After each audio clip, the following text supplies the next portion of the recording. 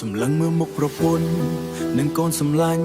ចិត្តបងទុនជ្រាចង់ដកថយមិនចង់ទៅណាកាត់ពុកកិច្ចជាតិហៅបងឲ្យចេញវេលាតែក្នុងអរ៉ាព្រួយគ្រួសារមិនទាន់សុខសាន្ត2ឆ្នាំវែងឆ្ងាយបងត្រូវឃ្លាតកាយទៅហាត់វឹកវើ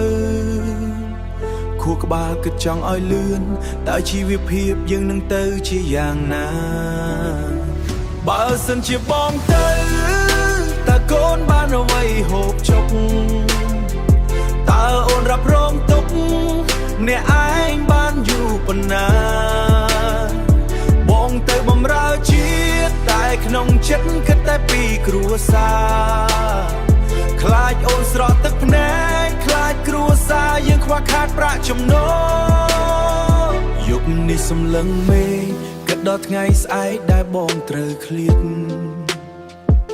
សម្លៀកបំពាក់ទីហ៊ានរងចាំបងក្នុងនាមជាឈាមជ័រអ្នកស្នេហាជាតិតួនាទីគឺត្រូវទៅប៉ុន្តែផ្លូវក្នុងចិត្តវាហាក់ដូចជាតលបារម្ភពីប្រពន្ធកូនខ្លាចជីវភាពត្រូវដួលរលំគ្មានអ្នកស្គាល់បងជាសទ្រូងបងជាអ្នករកចំណូលចូលផ្ទះបើបងទៅ2ឆ្នាំតើមានអ្នកណាមកជួយដោះដូរជំនួខ្លះត្រូវហាត់កណ្ដាលថ្ងៃក្តៅហាត់ទាំងយប់ហាត់ទាំងថ្ងៃតែក្នុងចិត្តនៅតែភ័យខ្លាចកូនប្រពន្ធនៅផ្ទះរស់នៅតានតឹងនិងលំបាកលំបិនអង្អែលក្បាលកូនទាំងទឹកភ្នែកហូរស្រក់ដក់ក្នុងចិត្តចង់ប្រាប់ឲ្យពិភពលោកជួយដឹងពីទម្ងន់នៃការពិតស្នេហាជាតិក៏មានស្នេហាគ្រួសារក៏ធំធេងបំផុត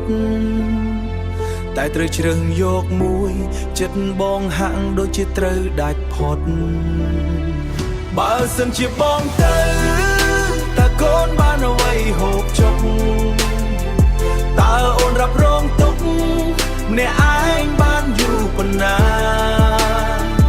បងទៅបំរើជាតិតែក្នុងចិត្តគិតតែពីគ្រួសារ